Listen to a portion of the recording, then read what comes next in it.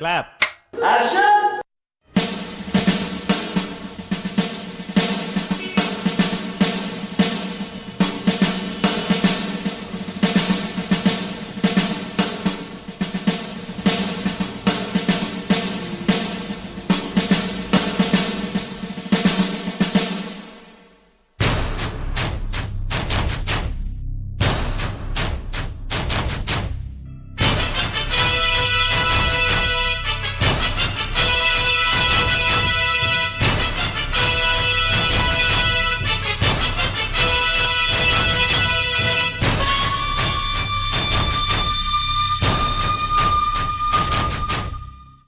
Prasanna, Prasanna, Prasanna.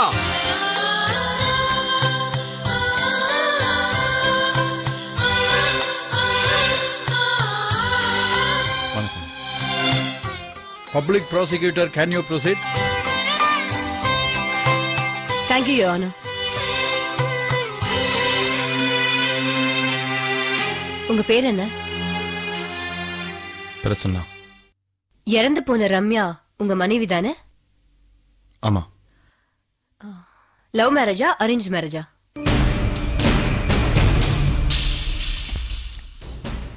Love marriage. பேரண்ட்ஸோட சம்மதத்தோட கல்யாணம் நடந்துச்சா இல்ல அவங்களை எதிர்த்து நீங்க கல்யாணம் பண்ணிக்கிட்டீங்களா? எங்க வீட்டில் எந்த பிரச்சனையும் இல்லை. அவங்க அம்மா எதிர்ப்பு தெரிவிச்சாங்க. அவங்கள எதிர்த்து தான் கல்யாணம் பண்ணிக்கிட்டோம். அதாவது ரம்யாவோட அம்மாவுக்கு இந்த கல்யாணத்துல உடன்பாடு இல்ல. Am I correct? Please note this point, Your Honor. சொல்லுங்க பிரசன்னா, எதுக்காக உங்க மனைவியை நீங்க கொலை செஞ்சீங்க? I object, Your Honor. இந்த கொலையை என் கட்சிக்காரர் செய்யவில்லை. Objection sustained. உங்களுக்கும் உங்க வைஃப்க்கும் ரிலேஷன்ஷிப் எப்படி இருந்துச்சு?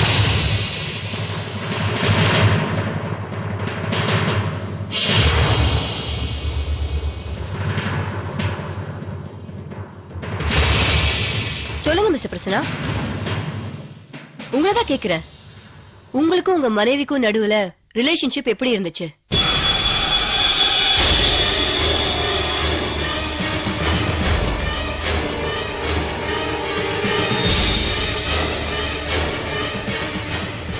Your Honor, இந்த கேள்விக்கு இவரால பதில் சொல்ல முடியாது.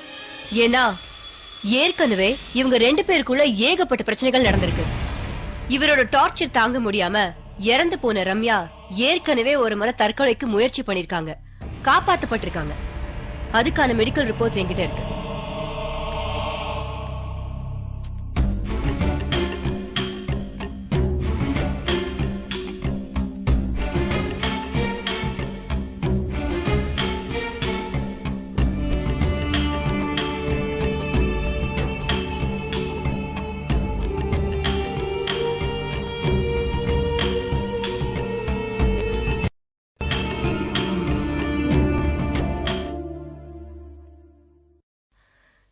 Your Honor, இவர்கிட்ட கோச்சுக்கிட்டு ரம்யா தன் அம்மா வீட்டுல போய் தங்கிருக்காங்க.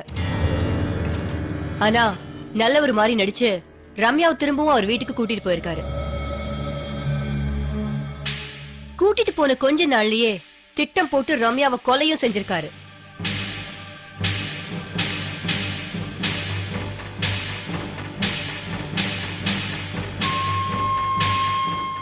இறந்து போன ரம்யாவுடைய அம்மா மீனாட்சியை விசாரணை செய்யறதுக்கு அனுமதி வழங்குமாறு தாழ்மையுடன் கேட்டுக்கொள்கிறேன்.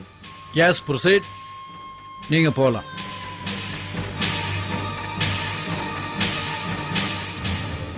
மீனாட்சி, மீனாட்சி, மீனாட்சி.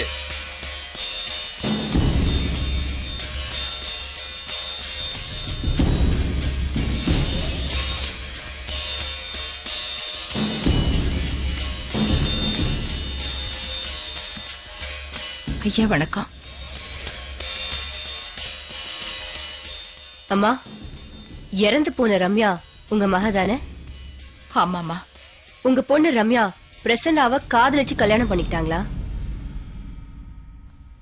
ஆமா. அதுக்கு நீங்க சப்போர்ட் பண்ணீங்களா? இல்ல.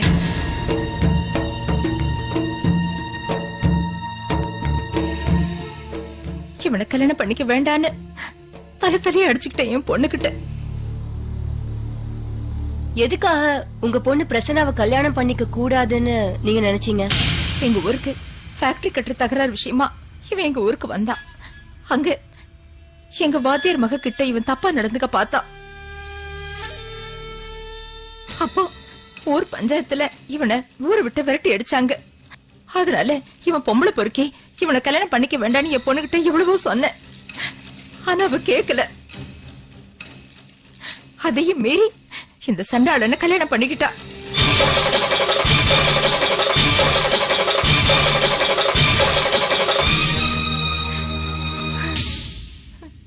சரி, உங்களை மீறி கல்யாணம் பண்ணிட்டு போனவ சந்தோஷமா குடும்பம் நடத்தினாளா? கொஞ்ச நாள் எந்த பிரச்சனையும் இல்லாம வாழ்ந்தாங்க. ஆனா ஒரு நாள் போன் பண்ணி, அம்மா நான் மோசம் போயிட்டேன், உன் பேச்சு கேட்காம நான் கல்யாணம் பண்ணேன்ல, அது இன்னைக்கு தப்பாயிடுச்சு அப்படின்னு ஒன்னு அழுதா. அதுக்கப்புறம் என் பொண்ணு என் கூட தான் இருந்தா. ஒரு நாள் திடீர்னு இந்த பாவி வந்து என் கண் முன்னாடியே என் பொண்ணை போட்டு அடிச்சா. இந்த பாவிதாமா அநியாயமா என் பொண்ணை கொலை பண்ணிட்டா. யுவர் ஆனர், அநியாயமா என் பொண்ணை கொலை சாட்சியை பண்ணிட்டா. குறுக்கு விசாரணை செய்ய அனுமதி வேண்டுகிறேன். Yes proceed.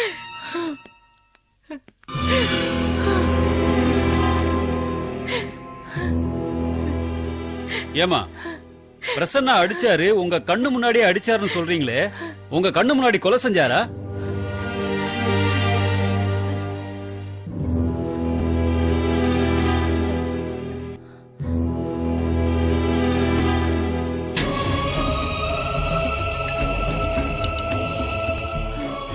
ஏதோ ஒரு எமோஷன்ல பொண்டாட்டிய புருஷன் அடிக்கிறது சகஜம்தான். அதுக்காக அவர் கொலை பண்ணிட்டதா அர்த்தமா? அப்படி பார்த்தா இந்த நாட்டுல 80% ஆம்பளைங்க உள்ளதான் இருக்கணும்.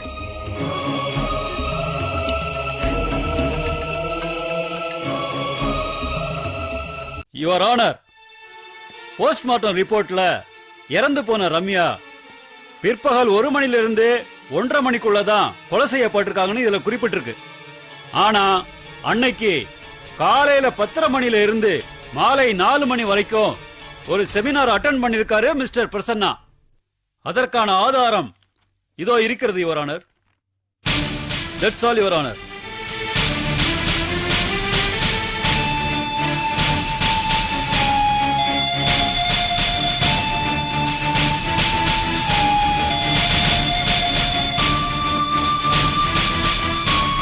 யுவர் ஆனர், பிரசன்னா செமினார்ல கலந்துக்கிட்டாருங்கிறத நான் மறுக்கல. ஆனா 12:30 மணில இருந்து 2 மணி வரைக்கும் லஞ்ச் பிரேக் விட்டுருக்காங்க.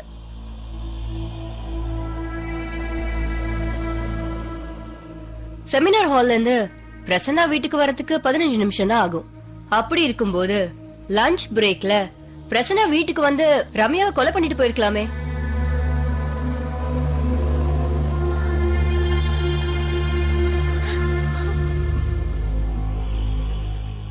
யுவர் ஆனர், இந்த செல்போன் இறந்து போன ரம்யாவுடையது. என்னுடைய கட்சிக்காரர் பிரசன்னா தன் மனைவிக்கு செமினார் டைம்ல லஞ்ச் பிரேக்ல நிறைய தடவை போன் பண்ணிருக்காரு. ஆனா நோ ரெஸ்பான்ஸ் தான் வந்திருக்கு. ஏன்னா அந்த டயத்துல தான் ரம்யா கொலை செய்யப்பட்டிருக்காங்க. இத பார்த்தாலே உங்களுக்கு தெரியும் your honour.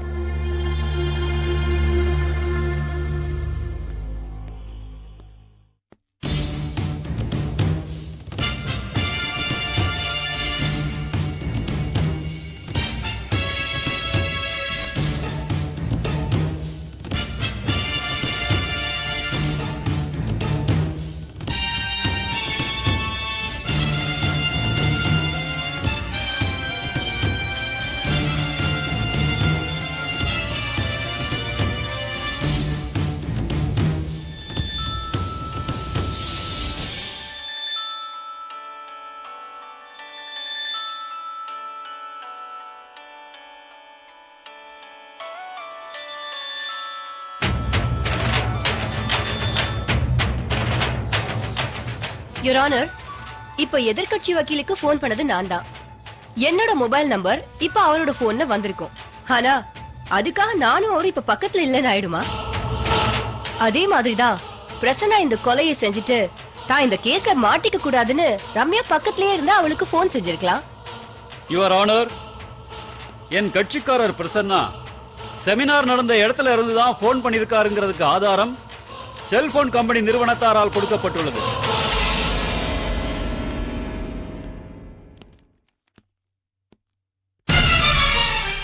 Your honour, seminar ஹால்ல இருந்து போன் வந்திருக்கலாம்.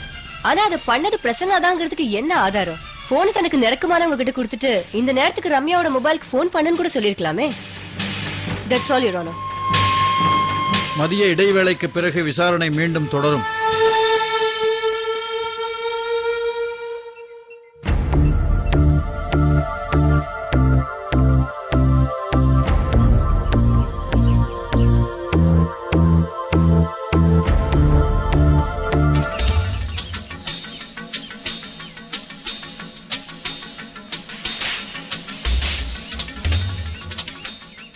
பரவாயில்லையே, வக்கீலுக்கு நல்ல கிளாஸ் எடுத்திருக்கீங்க போல இருக்கு.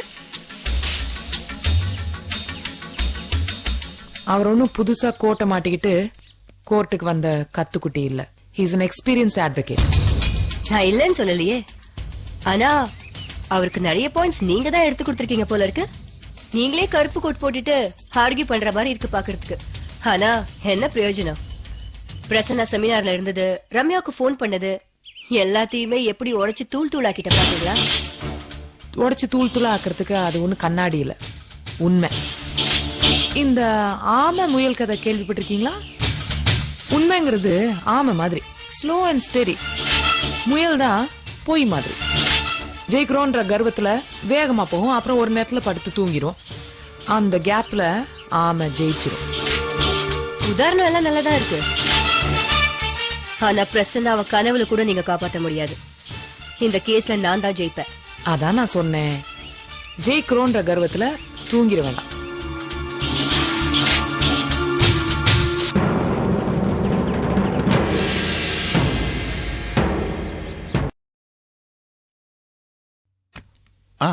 வணக்கம் சார்.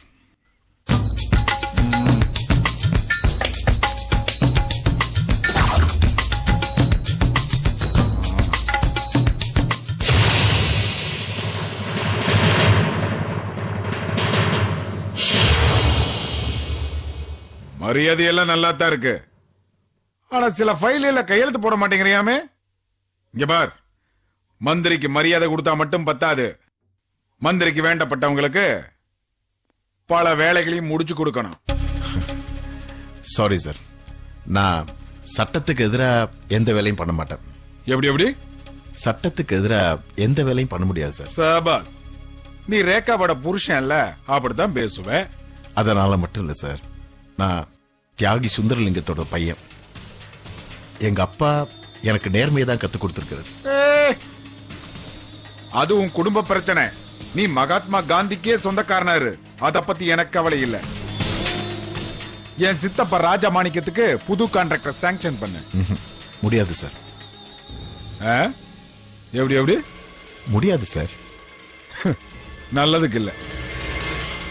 என்ன பகச்சுக்கிறது அவ்வளவு நல்லது இல்ல. என்ன சார் மிரட்டுறீங்களா? இந்த மிரட்டுறது, குழந்தையை கடத்துறது, மாட்டிட்டு திரு திருன்னு முழிக்கிறதெல்லாம் இந்த தேவநாதனோட வேலை. ஒண்ணு மட்டும் தெரிஞ்சுக்க, நான் மிரட்டுற அளவுக்கு நீ அவ்வளவு பெரிய ஆளும் கிடையாது. இங்க பார், நான் சொல்ற இடத்துல நீ கையெழுத்து போடலன்னா இந்த சீட்ல வேற ஆள் வந்து உட்காருவான். புரியலையா? டிரான்ஸ்பர். அது உங்களால பண்ண முடியாது sir. I am a civil servant. அந்த ஈர வெங்காயம் எல்லாம் எனக்கும் தெரியும். எங்க அடிச்சா உன் வேலை காலியாகுமோ அதுக்குண்டான ஏற்பாடுகளை எல்லாம் பண்ணிட்டு தான் வந்திருக்கேன். இன்னும் 24 மணி நேரத்துல உன் கைக்கு அந்த ஆர்டர் வரும்.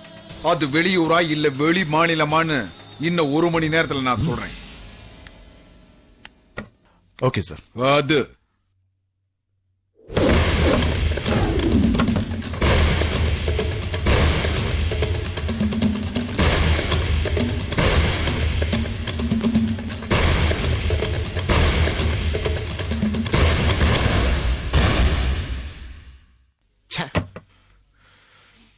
Damn it.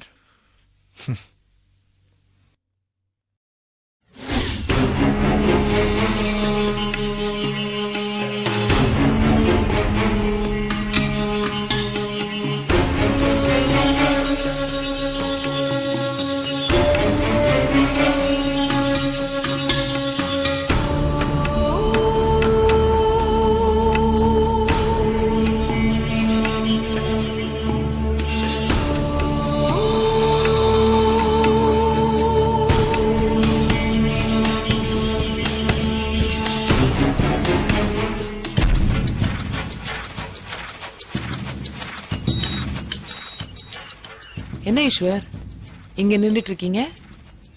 இதான் உங்களோட நியூ ஃபார்ம் ஆஃப் எக்ஸசைஸா? இல்ல ஏன்னா லெஃப்ட் ரைட் அப்படியே போயிட்டே இருந்தீங்க, ரொம்ப நடந்தீங்களே, அப்படி என்ன யோசனை? Rekha please, I am not in mood for jokes. என்ன ஈஸ்வர், ஆபீஸ்ல இருந்து வந்த உடனே யாரோடையும் பேசல, கிருப்பா வந்து ஏதோ கேட்டா வள்ளுன்னு எரிஞ்சு விழுந்தீங்க, சாப்பிட்டீங்களான்னு கேட்டா பதில் இல்ல. சரி டீ அது சாப்பிடுங்க. வேணாம் ரேகா. என்ன ஈஸ்வர், ஏதோ பிரச்சனைன்னு தெரியுது, அது என்னன்னு சொல்லலாம்ல? சரி, எனக்கு உங்களோட ப்ராப்ளம் சால்வ் பண்ண முடியாம இருக்கலாம், ஆனா என்னோட கொஞ்சம் ஷேர் பண்ணீங்கன்னா உங்களோட லோடு கொஞ்சம் ஈஸி ஆகும் இல்லையா? இன்னைக்கு அந்த மாசி ஆபீஸ்க்கு வந்தான். ஆ. சித்தப்பா பேருக்கு கான்ட்ராக்ட் கொடுன்னு சொன்னான். நான் முடியாதுன்னு சொல்லிட்டேன். கரெக்ட் தானே? அதுல என்ன பிரச்சனை? அதுதான் பிரச்சனையே. அதுதான் பிரச்சனையே. நாளை ரேகா IPS-இல்